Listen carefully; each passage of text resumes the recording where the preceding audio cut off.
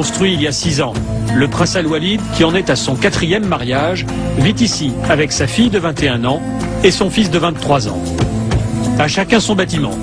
Un pour le prince et 2 autres pour son fils et sa fille. Au total, 317 pièces.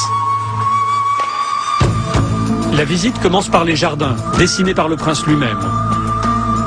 Il adore prendre ses repas en extérieur. Un jardin japonais, quelques rocailles, de quoi organiser d'agréables barbecues. Cette piscine se prolonge à l'intérieur du bâtiment de droite. C'est le jardin secret du prince Al-Walid, le hall africain. Ici, la lumière est jaune, c'est normal, c'est pour faire savane. Walid bin Talal est un passionné de nature et d'Afrique. C'est ici qu'il rassemble ses trophées, ses animaux chassés au cours de safaris africains.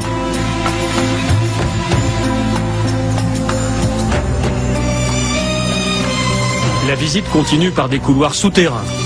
Tous les bâtiments sont reliés entre eux par un réseau en sous-sol. Il y fait plus frais.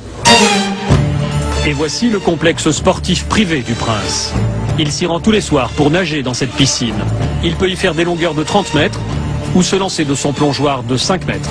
Tout autour du bassin, des petits salons permettent de recevoir les amis et de leur montrer la maquette de la tour Kingdom, la fierté du prince. C'est un décorateur français qui a conçu cet endroit. La France, où le yacht du prince est amarré chaque été dans la baie de Cannes. Bien sûr, il y a une salle de cinéma privée. Le prince est un amateur de films américains et côté français, il adore Louis de Funès. Et quand il faut partir, le prince peut choisir.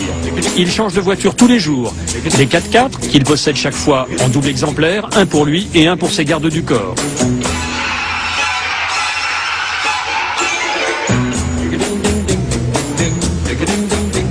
Celle-ci n'est pas en double, c'est la Rolls-Royce du prince.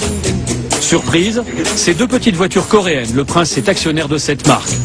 Voici la sienne, avec sa plaque personnelle. Dernière étape de la visite, l'entrée vers les salons de réception. Régulièrement, le prince invite ses hôtes de marque, des membres de la famille royale, mais aussi des chefs de tribu venus de toute l'Arabie Saoudite.